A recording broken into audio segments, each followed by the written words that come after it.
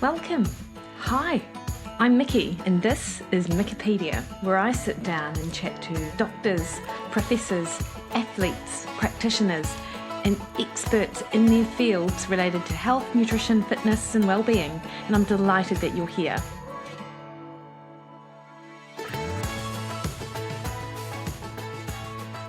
Hey everyone, Mikki here. You are listening to Mikkipedia, and this week on the podcast, I speak to Dr. Emily Kiberd, chiropractor, movement specialist, strength enthusiast, podcast host, and Hashimoto's expert. We talk all about the definition, diagnosis, prognosis, and the lifestyle treatment for Hashimoto's, which is one of the most common autoimmune conditions, particularly prevalent in women. So we discuss Dr. Emily's personal story and how she resolved her own Hashimoto's, and she does a great deep dive into all of the things that helped her. But then we step back and look at why women are more at risk of Hashimoto's, other common risk factor triggers such as dietary, lifestyle, and environmental, and what are some of the best starting points for anyone experiencing it, as it can be completely overwhelming to be told you have Hashimoto's, or not even realize you have Hashimoto's yet, but have a lot of these common signs and symptoms, because then the treatment plan can seem out of control in terms of what you might have to do with it. Emily has a ton of free resources on her website, and it is absolutely worth touching base with her to get some initial advice on. And in addition to that, checking out her successful Thyroid Strong course. Her podcast actually is also called Thyroid Strong, because this provides some accessible information on how to strength train to beat the fatigue, resolve symptoms, and feel back to your normal self. But of course, her Thyroid Strong course is more than that. So there are many other experts that feature in the course that help you tackle many areas of the Hashimoto's diagnosis. So as I said, Dr. Emily Kiberd is a chiropractor, strength and movement specialist, and an expert in Hashimoto's.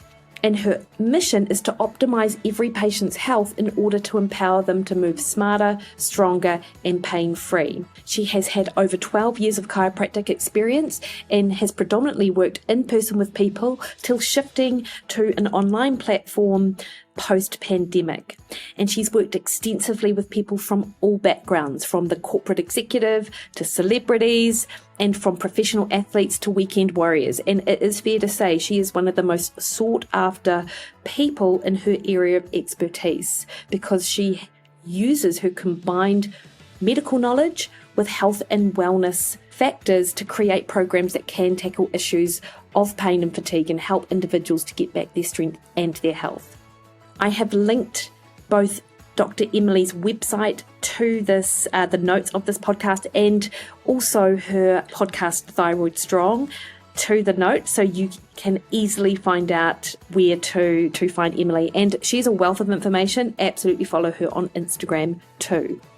Just before I crack into the interview though, I'd like to remind you the best way to support the podcast is to hit the subscribe button on your favourite podcast listening platform. That increases the visibility of the podcast out there amongst the literally thousands of other podcasts. All right, team, please enjoy this conversation I have with Dr. Emily Kiberd. Emily, so stoked to be able to speak to you this morning. And when I went to socials and said, I am speaking to this woman about strength training and health for thyroid, I got so many messages from people who were like, I cannot wait to listen to that episode. Exciting. I can't wait to share. I know. So can you kick off by telling us a little bit about your background? Obviously, you're a chiropractor, but how did you sort of not happen upon your area of expertise, but how did you get into it? Yeah. So I've been a chiropractor since 2007, and I was diagnosed with Hashimoto's in 2016 after my firstborn, which is very common. Common postpartum, and then also common perimenopause, menopause phase of life, those seasons of life. And it often goes undiagnosed because the symptoms are very similar, right? Postpartum thyroiditis, Hashimoto's, perimenopause, menopause, Hashimoto's, the symptoms are very similar. And I went through conventional medicine, primary care, endocrinologists, multiple functional medicine doctors until I landed on my current one, who's now a dear friend, Dr. Gabrielle Lyon. She took a ton of blood and she's like, you have an autoimmune condition. How come no one else has tested more than TSH? And I was like, I don't know. I'm just exhausted. Everyone told me it was because I was a new mom. Like, whatever you do, I will do. Like, tell me what to do and I'll do it. And I just want to feel better because this cannot be my life. And luckily I went into remission, doing some of the functional medicine things, lifestyle changes. Part of them, one of those things was changing how I was working out. And Gabrielle in my office at the time was about 3 blocks from each other in New York City. And so she was treating autoimmune patients as some of her population through the functional medicine aspect. But she's like, these people have injuries. They're complaining of joint pain, muscle aches, which is a common complaint with Hashimoto's, and they need to get strong and they need some rehab. They need your help. So we would co-treat all these autoimmune patients with really, in my opinion, the best 2 combinations of functional medicine and then a rehab strength training approach. And I started to have women ask me like, oh, well, my sister's in Florida. Can you help her? And I was like, yeah, if she came to New York. And I just kept getting like, that was a recurring theme. So I also felt like a lot of the stuff I was saying over and over again and was kind of systematizing and creating a model out of it. And so put that model online, and now was born my 3rd baby after my first 2, Thyroid Strong. Yeah. And, through even a second pregnancy, I have stayed in remission, which is, a lot of women their Hashimoto's will flare up, their antibodies will elevate when they're in their pregnancy because pregnancy is a stressor. And now there's women all over the world doing Thyroid Strong. So Australia, Yukon, England, South Africa, all over the world. So it's tough. Yeah, that's amazing, Emily. And obviously I want to do a deep dive into what Hashimoto's is and some of the risk factors and symptoms.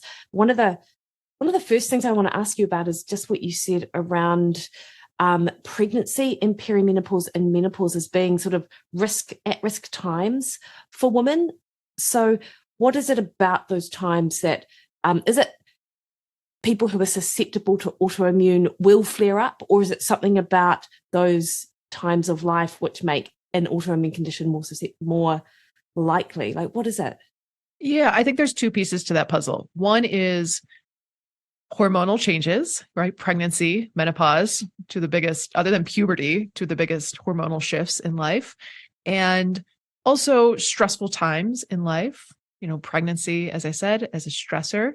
So much energy is going to growing a human being. And then the perimenopause piece is there's a lot of shifts in life other than hormonal and like not feeling like yourself. And maybe there's shifts through that phase of life of like maybe starting to enter retirement and, assessing big things in life. I think the other piece is the symptoms are similar. Therefore, if someone's going through menopause and is having that hormonal shift, they're just thinking, this is just menopause. Like I should just suck it up and deal with it, versus it could be Hashimoto's. Similar to postpartum. My story was everyone's like, you're tired, your baby's not sleeping, your hair's falling out. That's the postpartum hair loss.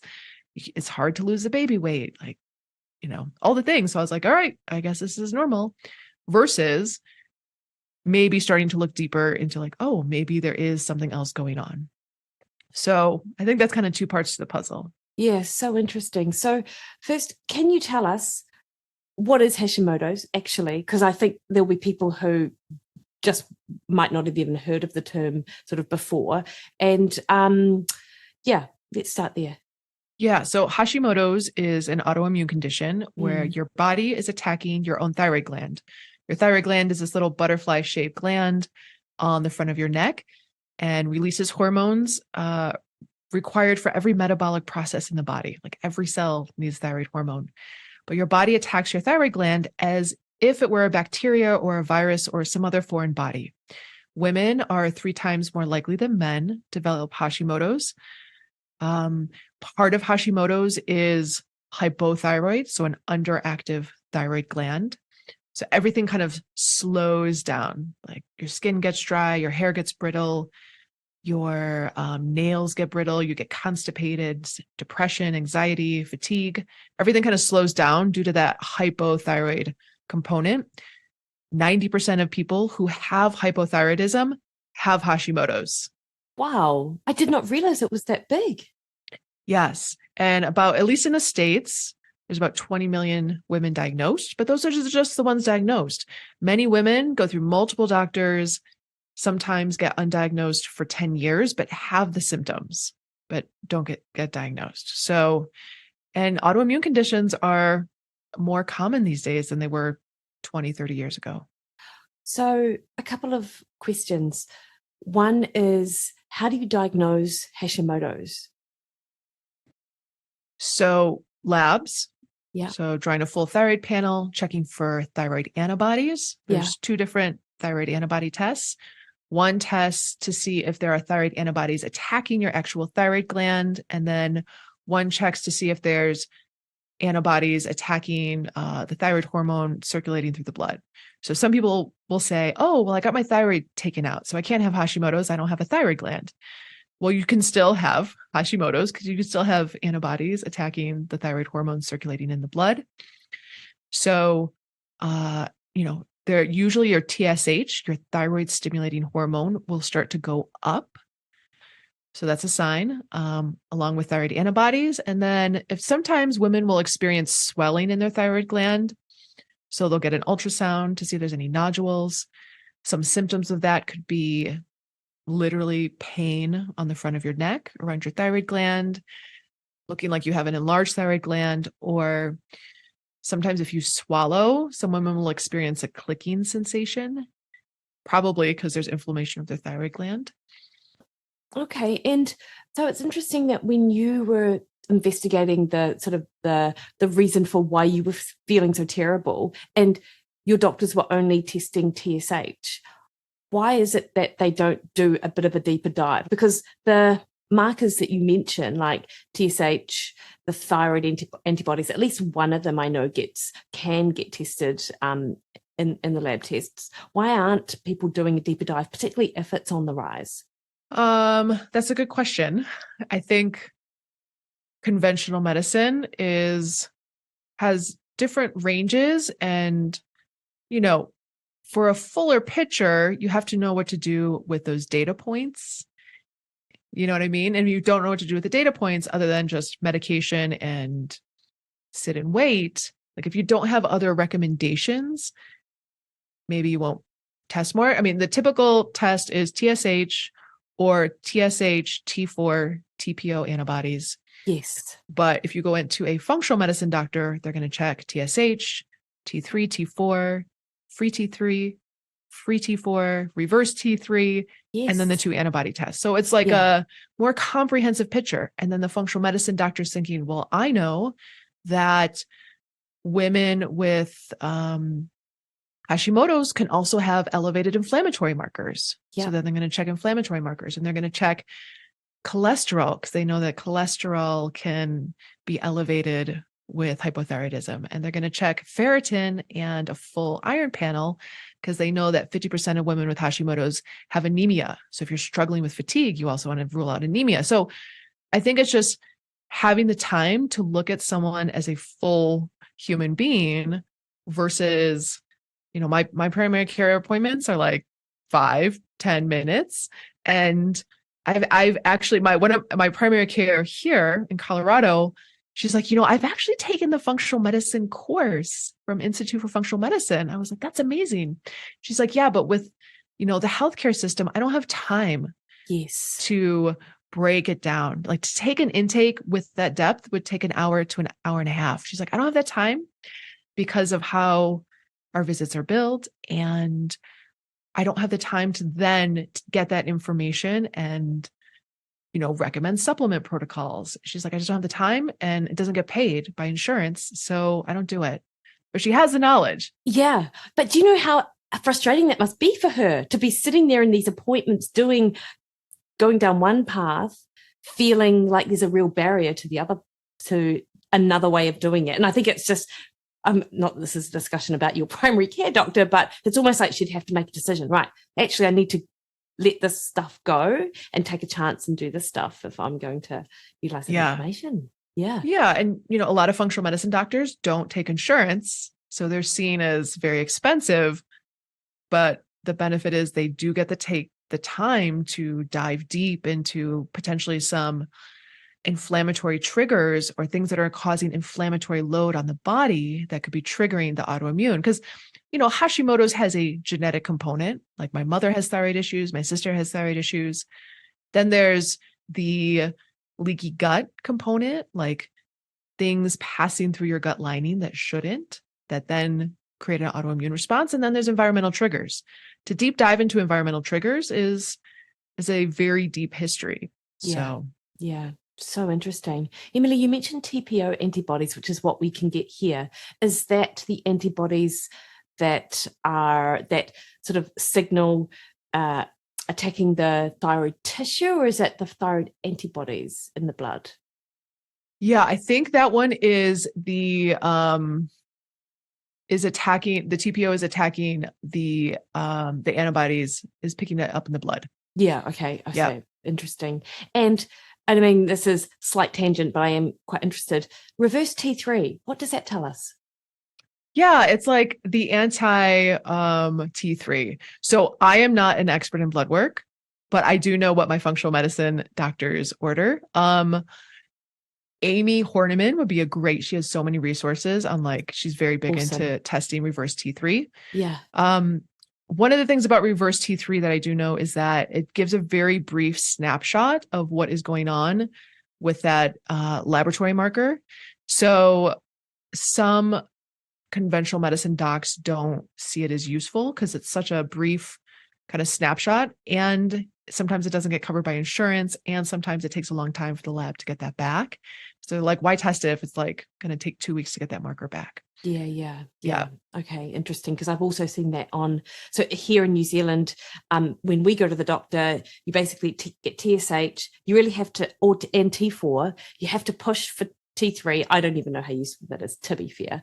But we do have a company that does a complete thyroid panel. And one of the markers that they do have is they have the free T4 and T3, and they do have reverse T3 as well. But it's user pays. So probably similar in that if you're seeing a functional medicine doctor in the States, you'd have to pay for that as well. Yeah. And there's some laboratory testing companies like Paloma Health, where you can get a lab kit sent to your house, and they actually do a finger prick, and you put it on this card, and then you send the card back. So you could potentially pay, not have to go to a lab to get it drawn. It would just be nice if it was standardized, or if it was, considered just part of comprehensive care. Yeah, sure.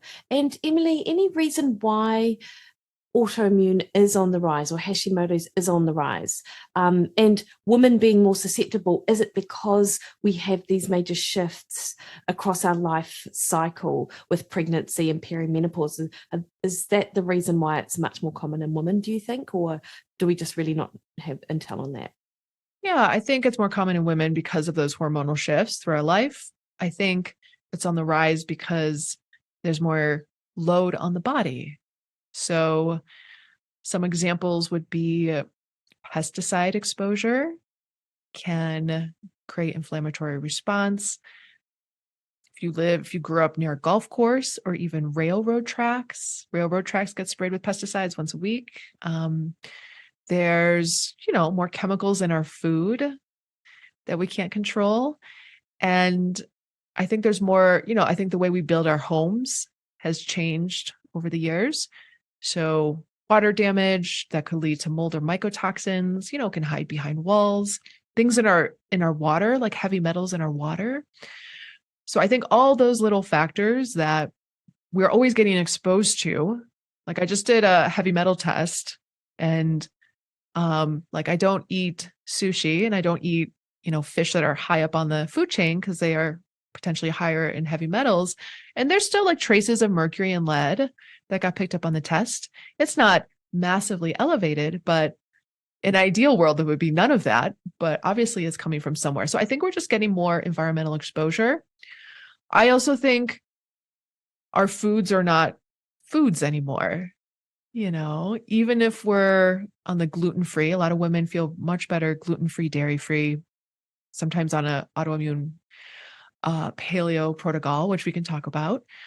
And yeah, I think our foods aren't like real food. Like even if you eat a gluten-free pizza, let's just say, there's guar gum and xanthan gum, like there's things in it that are trying to make it shelf stable that, could create leaky gut. Yeah. Okay. Yeah. And with all of these things, is it something that you think that we all need to be concerned about with regards to our risk for autoimmune, or are there people who are going to be more susceptible? And you mentioned, of course, the genetic component. Like, are there other things that make people more susceptible to autoimmune and to Hashimoto's particularly? Yeah, I mean, there's even just one genetic SNP. It's called the HLA gene, the human leukocyte antigen. It's a main genetic factor related to autoimmune diseases. So we can have genetic SNPs. I think it's, do the environmental factors turn those on? Yeah. Yeah. So yeah, there's definitely a genetic component, but I would like to believe we could try to do everything in our control from an environmental perspective to decrease that load. Yeah, for sure. Yeah. So Emily, you did mention a couple of the symptoms that before, but because we've sort of just talked about Hashimoto's and some of the ways that it is and the way that it's diagnosed, can you also just again talk, just sort of give us a list of some of the symptoms that we might be looking out for? Yeah. So the two most common ones are difficulty losing weight and fatigue. And you'll read that on a list, but when to actually feel it, it feels much more amplified. So I've seen women, they're like, I just gained 40 pounds in 2 months. And I'm like, and nothing else has changed with your eating and your exercise. Yeah. Extreme fatigue, like they can't get off the couch, or if they work out just a little bit too hard, they're literally on the couch for 3 days. Hair loss, especially like the outer third of your eyebrow. Brain fog, you start a sentence, you can't remember how you're going to finish it. Dry skin, brittle nails, brittle hair, always feeling cold. So cold sensitivity. So I remember I always used to wear a scarf. Like I wouldn't leave the house without a scarf. And I remember it was the middle of summer. It's like super humid and gross in New York. And I had a scarf and my husband's like, what are you doing? Like, what is that around your neck? I was like, I don't know. I just feel like I need to keep this part of my body warm. Yeah. Interesting. Yeah. Other symptoms would be anxiety, depression, constipation, joint pain, muscle aches, because our joints and our muscles need thyroid hormone. So if it's not getting enough, you can get muscle aches.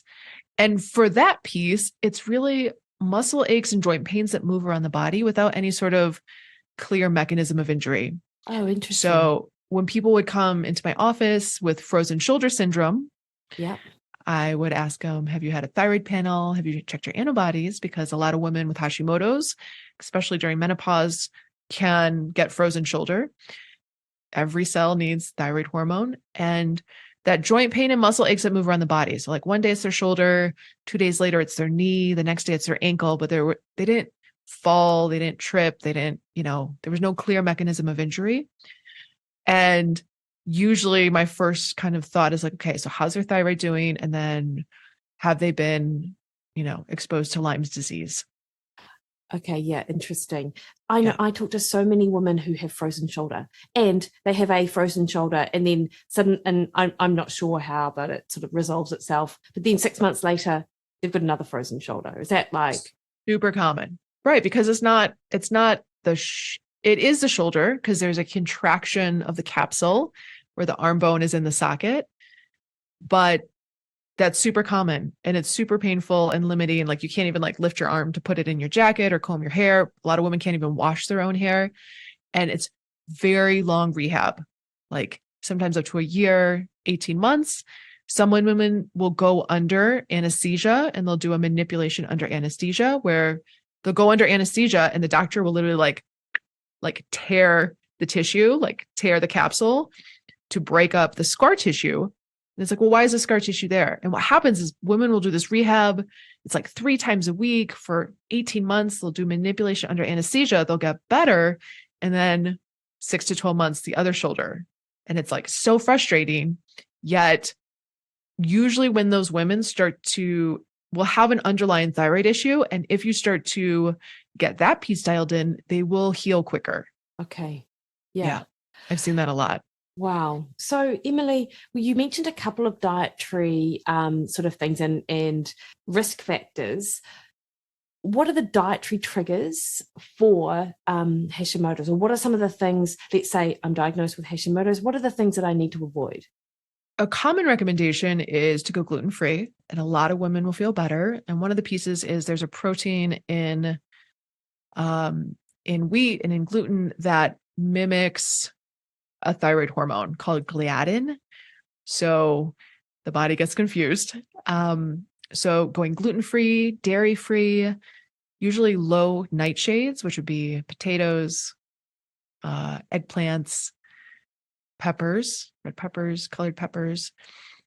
Some people will go on an autoimmune paleo diet, which is basically protein and veg. There's also things that are cut out. So like black pepper is not in there. So I did all those things. I didn't drink alcohol. I still drink coffee, but I wasn't doing 3 coffees a day. I was only doing 1.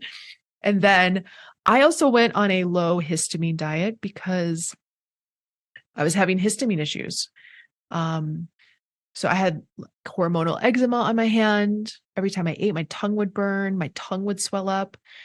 And I think the important piece, right, because a lot of people, when they start to make diet changes, can feel very limited. It can feel like, oh, I'm taking out all these things in my life. Only addressing diet is not enough, right? So if you only go on an elimination diet and not start to address potentially environmental factors, you're going to feel like you're on an elimination diet forever. So, I mean, my diet was super restrictive. To like take out histamines means like no oranges, spinach, berries. Could only have steak that was like not left out, like no dry aged steak, no leftovers. So sometimes the diet piece is like, feels very restrictive, but you need to deal with like starting to dive deeper into the root causes so that you can go back to eating those things. So you can start to change your gut microbiome, change your gut health. So you can go back to eating those things. So for example, I was on that very restrictive diet for probably 2.5, 3 years. But now I can eat avocado, which is a high histamine food. I eat dairy, so I can eat yogurt. I eat nightshades. I still try to like really prioritize protein and vegetables. But now I can enjoy those foods because I worked on my gut health, because I moved out of a moldy apartment and I killed some parasites and, did all those like root cause steps, which I think people just stop at the diet and then get frustrated and then, just go back to like ham hogging gluten. I also think gluten in the States is like so different than, in other parts of the world. Like I can eat gluten in Europe and I'm fine. Yeah. Is it to do, and I wonder, I hear that too. And I've heard that it's to do with the type of flour being like 0.0 or something compared to whatever it is in the States. But also my time in the States and I've like had bread and stuff. It's really sweet. Like I wonder if it's like not just the gluten stuff. It's all I just think bread itself, but it's what other things that also contribute that might be promoting additional inflammatory response, or I don't know. Yeah, for sure. I mean, stuff is sprayed with a lot of glyphosate here.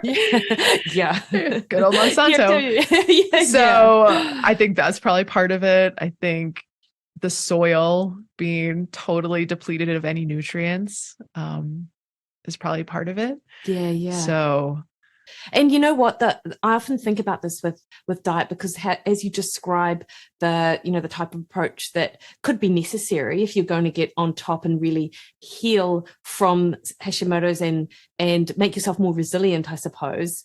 It sounds really restrictive, but if your symptoms are as bad as what you were describing yours were, Emily, and what other people experience, then really, instead of it being, gosh, that's so restrictive, it's more like, this is now an opportunity to actually feel better and to do the things that eventually I'm going to feel more like the person I am rather than this shell of myself, as I hear a lot of women sort of describe, and I'm just not able to sort of function the way I might normally. So I always try and look at it from that, it's an opportunity to feel better sort of perspective too. Yeah. I mean, I was just on a call with some women inside Thyroid Strong, and the two women, two different parts of the country, one was in Utah, one was in Florida, both expressed that their families think they're crazy. Wow, with the symptoms, and their families don't get them. And their family wants to go on an hour walk, but the woman can only tolerate a 20-minute walk because she has exercise intolerance and they don't get it. And one of her kids is like, "Mommy, you're like really slowing down. You used to have so much energy." And yeah, it can feel like very isolating and very alienating. I remember I was having chemical sensitivity just due to the histamine response when I was first diagnosed. And and this is very challenging in New York because you're just like barrage of smells and stimulus. I'd be walking probably 50 feet behind someone, and I could smell if they washed their clothes and tied. Oh, geez. And it was like a barrage. Like I couldn't function. Like everything was just like sensory overload. So, yeah, it can feel very isolating. Probably contributes to any sort of depression issues along with low thyroid hormones and function. But I think, to like keep the hope that there are people out there that can help turn it around. So Emily, even so you had a protocol in place for you were doing all the things whilst you were on a particular diet for 2.5 years in addition to the other stuff. How long did it take before you started to feel better? It probably took 9 months to start to feel better. I'd say 1.5 years to really feel like myself again. And then, I think part of the journey, a lot of women think it's linear. They're like, I'm only going to feel better, but it's really kind of an ebb and flow. And, I was on different, in functional medicine, they call it protocols or supplement protocols. So one of them was 3 months of mold detox, taking binders, which can make you feel like death, and getting in a sauna 3 to 4 times a week and sweating. And then I was on a heavy metal protocol, which will also make you feel like death and look like death and have these dark circles under your eyes. And, then I was on a parasite protocol, which, parasite meds and die off and those symptoms, you feel like terrible, but you're like, I know this is going to make me feel better. But right now, when you're in it, death. Yeah. So I think it's more of like an ebb and flow.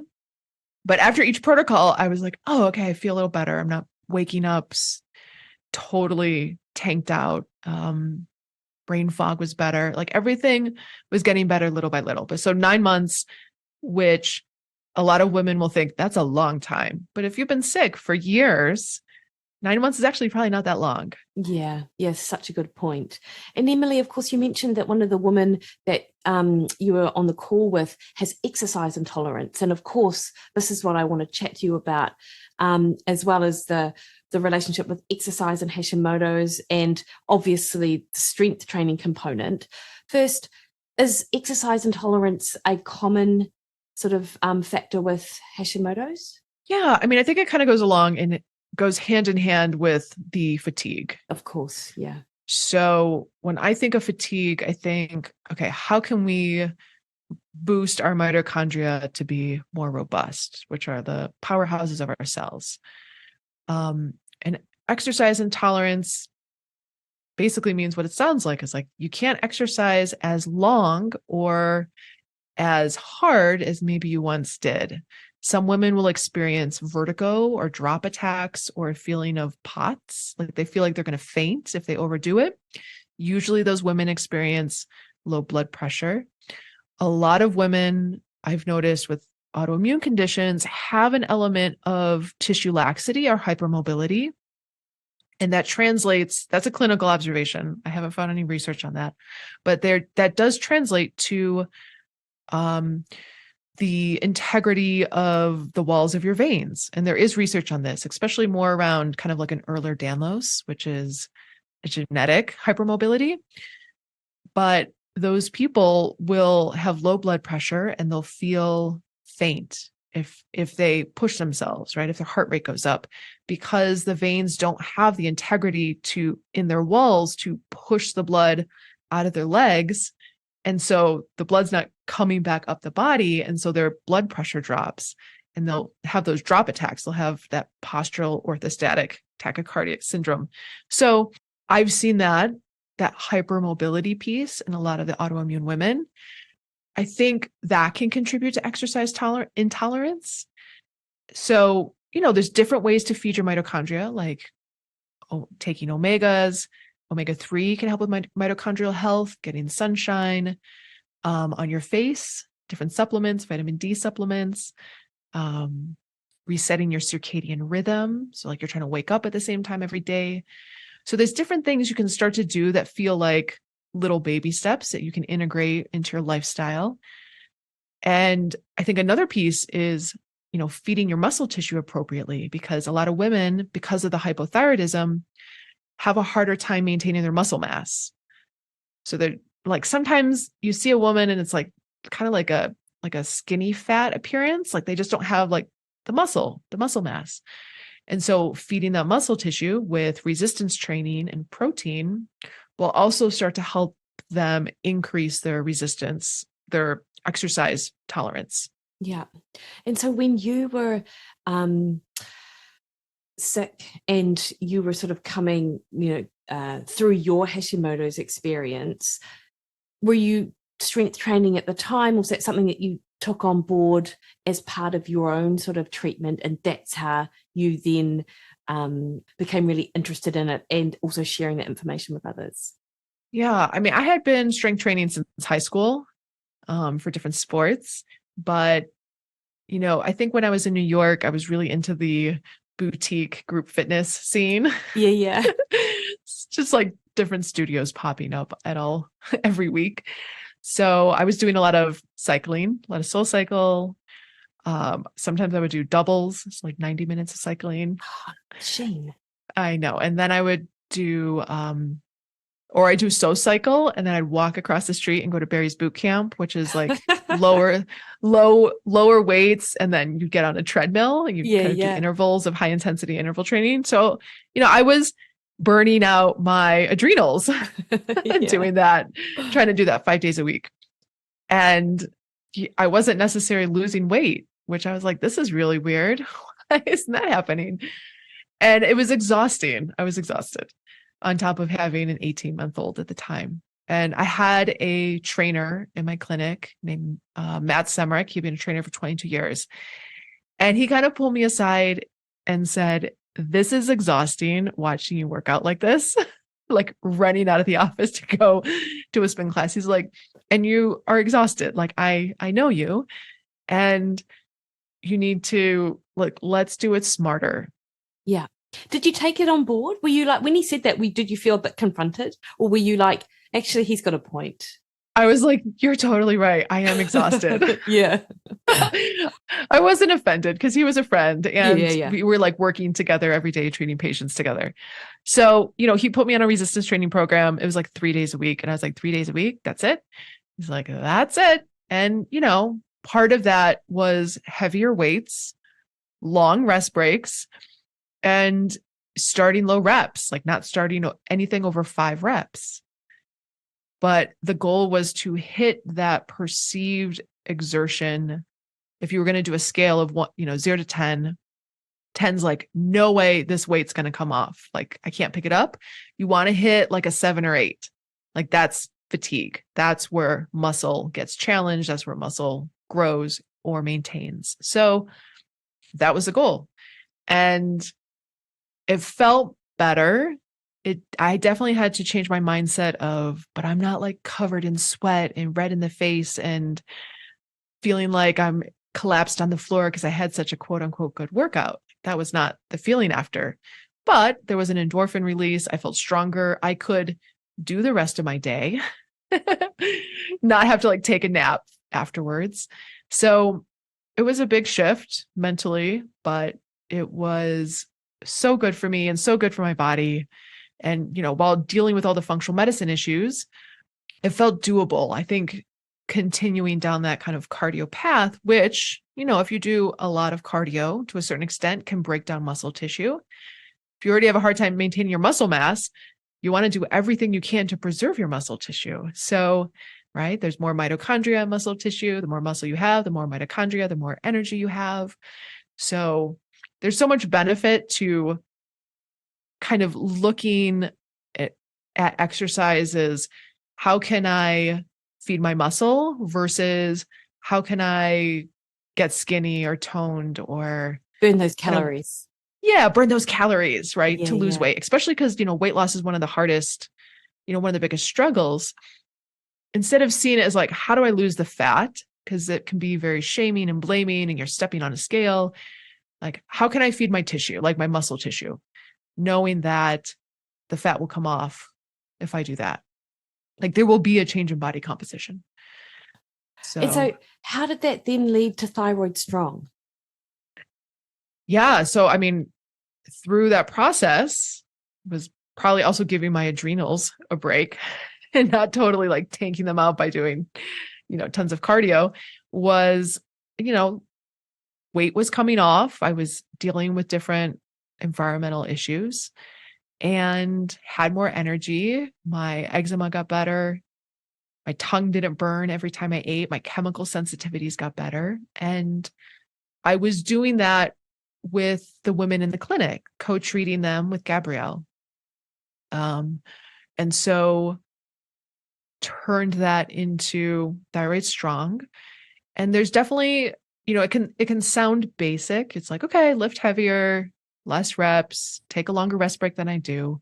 But I think, part of working with different women over the years is if there was one cue to get everyone to the same position for good form, everyone would say it. But, having to work with different bodies that move differently. Some people sit all day. Some people were, used to be ultra marathoners, but then, stop. Like bodies are built different. So using different cues worked for different people. So, a lot of women are like, wow, you like really explain how to do a deadlift. Like I know exactly where to put my feet.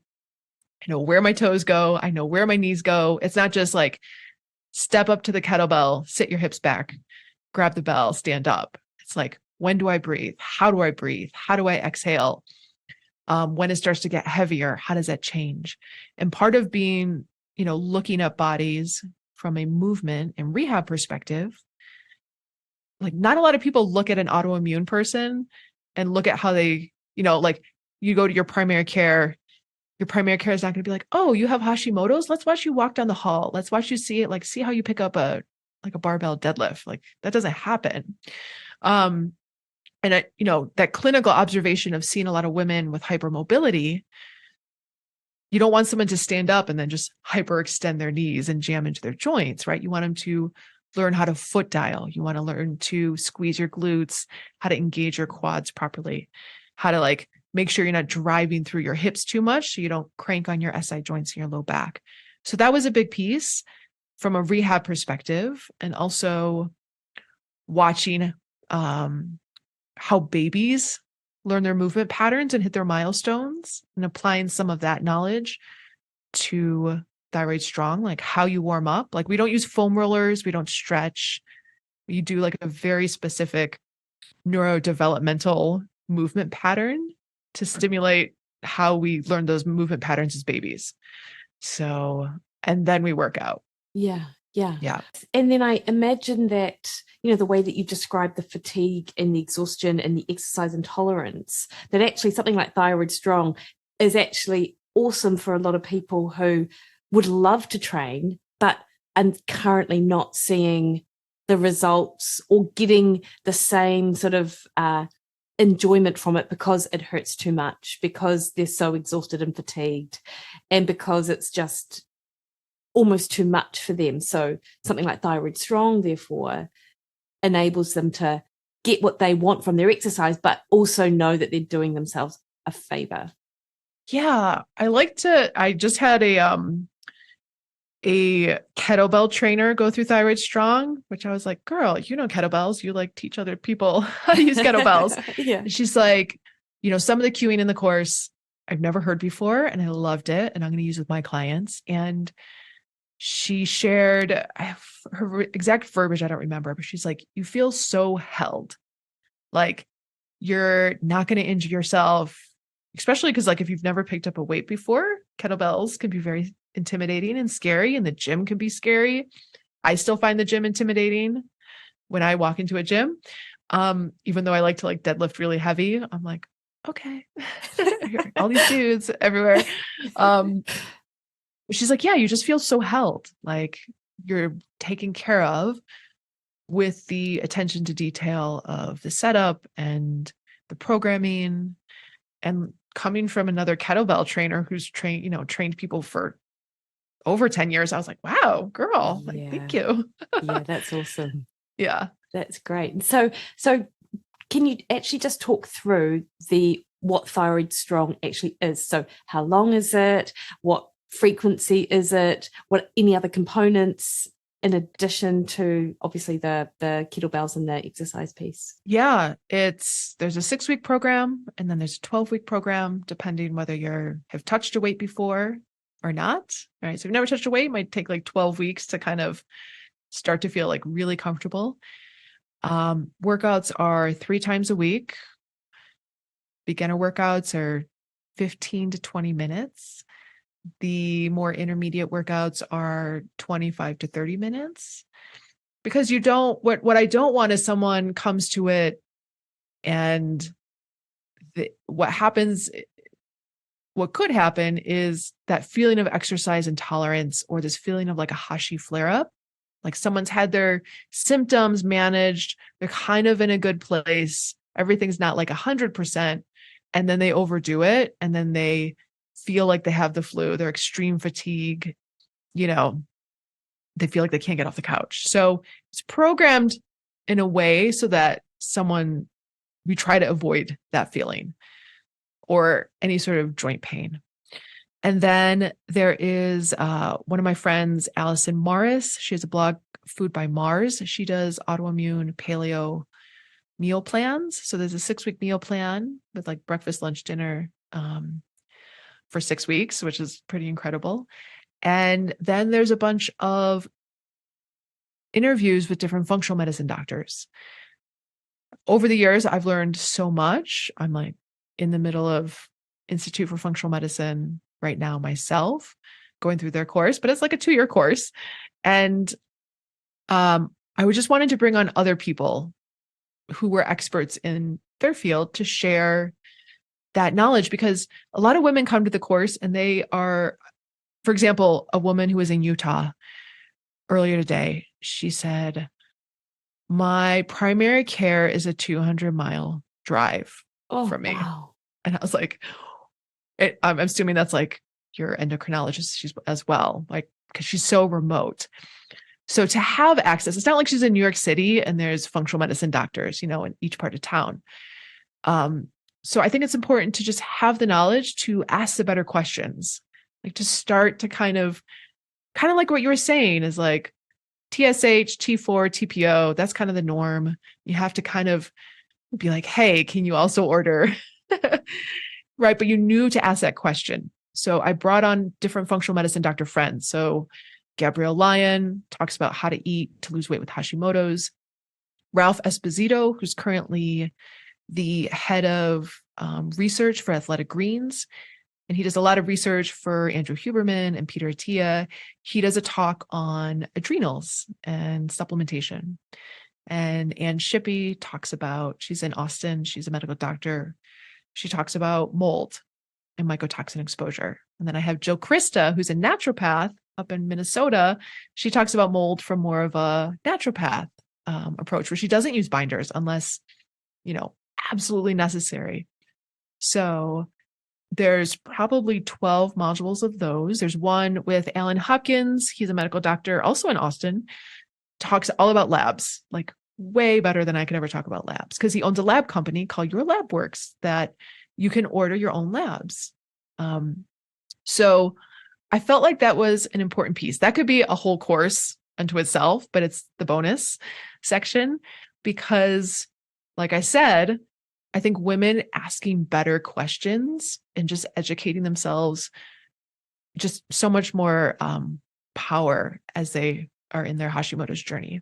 Yeah, for sure. Particularly if you are constantly being told, it's not that it's in your head, but hey, these are fine. Like there's no reason in your bloods why you're feeling this way. Then that just leaves people. I talk to so many clients who feel like they've got that no, they're not being listened to or not being heard. But in part, it's you're right, having the knowledge to know how to talk to your doctor or what to ask for and what avenues to go down. I do have to say though, Emily, it sounds really overwhelming, like all of the things that someone might need to think about if they're experiencing a lot of these symptoms, like the mold thing, for example. That in New Zealand, we had like a water damage disaster sort of.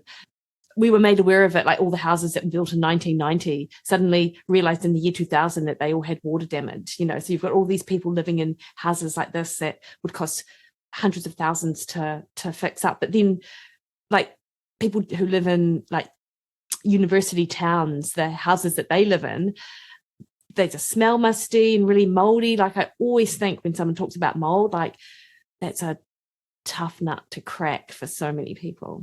It is. And it's my kryptonite. Yeah. And you can have genetics that, I go in a moldy house and I can't finish a sentence and get a headache and need to take a nap. And my husband goes in and he's like, what? It's fine. What? Huh? It's just different genetics. Yeah, totally. Yeah. So what is the first step? What would be your sort of first recommendations for anyone who, let's say they do have a diagnosis of Hashimoto's? What's the first thing that they should do? I think the first thing to do would be, if medication is needed, I think take the medication. It can make you feel better. Yes. And working with a provider that you're talking about. Yeah, there's different ones. A lot of people will respond well to compounded, so like a combination of T4, T3. And a lot of people want to, quote unquote, like heal their Hashimoto's naturally, but if you need meds and it makes you feel better, like take the meds. And then I think start to do some of the lifestyle factors that are easy dial movers. So like cut out gluten, cut out dairy, cut out alcohol, maybe focus on protein and veg, and optimize your sleep. So making sure, because a lot of women will go to bed and they'll feel tired but wired, which is an adrenal issue.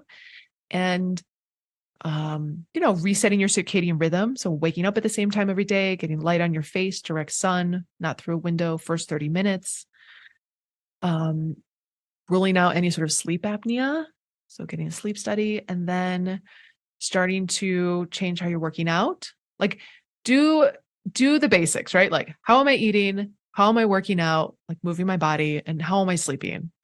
And then start to dig or find a provider that will help dig. Like that kind of takes the overwhelm out of it, because you're like, my provider knows, they're helping make the decisions. It doesn't feel so I'm doing this on my own.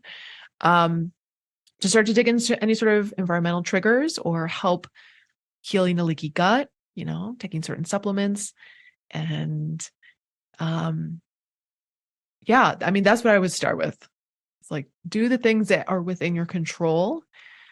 Like if, and everyone's different. So if someone tells me don't eat gluten, I'm like, great, don't eat gluten. Some women like hem and haw and ruminate and, have been kind of on the try to cut out gluten path for like a year. And, I think just thinking about, okay, every decision and action I take could make me feel better, could make me feel worse. And I get to make a choice. So yeah, nice. Yeah. Yeah. Lovely, Emily. And obviously you've got Thyroid Strong on your website, but you've also got a lot of free resources as well, like that people can go to download and just get a little bit more information. Like, do you want to share it? Like if people go to your website, Dr. Emily, is it Kiberd.com? Yep. Yeah. And the programs are there. There's a blog. I put a blog out every other week, sometimes every week. I put out 2 podcasts a week, one with a guest, one with myself. Great. And lots of information on Instagram. Same, Dr. Emily Kiberd. And there's a bunch of free downloadable PDFs. I have one on, like top 5 tips to lose weight with Hashimoto's. Amazing. One on symptoms, one on root causes, one's on fatigue.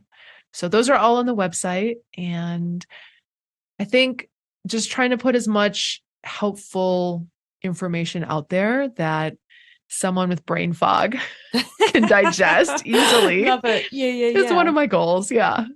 That's great. And actually, another thing which I did see before we wrap up on your Instagram was you jumping into like a frozen lake.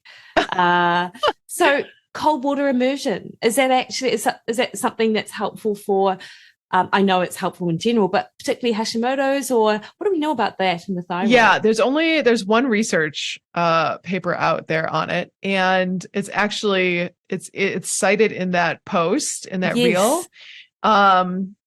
And basically, I mean, it was low participants. It was 19 participants. It was related to like brown adipose tissue activation. And they found, the participants wore a cold vest for 2 hours. So different than, different than like 30-second, cold plunge. But what they found was that there was a decrease in TSH. There was an increase in free T4 more than free T3 as a result of the cold stimulation, and then a decrease in TSH. Amazing. Yeah. So, worth a shot. Do you have a freezer at your house that you jump into? I don't. I just ordered one. One of my girlfriends is like really into cold plunging, and she's like, "Oh, you got to get this like $15,000." I was like, "No. Like, let's just see if this is okay first." I'm looking at an ice barrel, which would be like kind of a step up, but I want to see if my husband and I can make it consistent first. Yeah, nice. So I'm like waiting for it it's supposed to get delivered this week. So fingers crossed. I've been trying to convince my husband that we need a freezer. So that's my first goal, and I've been like 2 years of trying to convince him. He's like, "There's nowhere to put it," and I'm like, "I can find somewhere to put it." But it's it's interesting though, isn't it? Because something like that, like it might be a transient change in your markers, those thyroid markers. Were they? I don't know if they were transient or not, but I wonder whether. But if you do it frequently, like if then that transient almost becomes a pattern. Yeah, I hope so. I hope there's more research on it. I think that's the thing. Yeah, completely. Yeah. So Emily, is there anything else that you want to share, or that you feel that people would need to know, other than of course going to your website, in and around Hashimoto's, the symptoms, the potential treatments, and no, I think it's just like hold the hope. Yeah. Like whatever you're feeling doesn't have to be forever. And that I think there's two kinds of Hashimoto's women. I think there's ones who they are their diagnosis, and it feels very kind of like victim. And then there's women who are like, I am me, but I have Hashimoto's. So there's like this barrier from their diagnosis. And those are the ones who take action. And they, do kettlebell swings, and they eat their protein, and they dive into the root causes, and they work with their doctor to play with their medication, adjust their medication. So hopefully to feel better in your body and feel like yourself would be the latter, to like, I'm me. I just happen to have Hashimoto's. Nice. And I can do something about it. One of my very good friends, Julianne Taylor, she's also a nutritionist. She's 62. She has Hashimoto's. She's New Zealand's powerlifting. Is it powerlifting? That's what I'm thinking of. It's not Olympic lifting, it's powerlifting. Champion. And she is amazing. Like she just has done all the things to help with her health. And now she's like killing it in weights. And this was new. This is like of the last 5 years, she's gotten into powerlifting and stuff. I think it's amazing. Amazing. Yeah. Lovely, Emily. So where can people find you? Can you just say your website again? And of course, I will put it in the show notes and links to your podcast as well. Sure. Dr. Emily Kiberd, all my social handles are that. And then my podcast is called Thyroid Strong. Brilliant. Easy. Emily, have a great day. Lovely to talk to you. Oh, thank you, Mikki.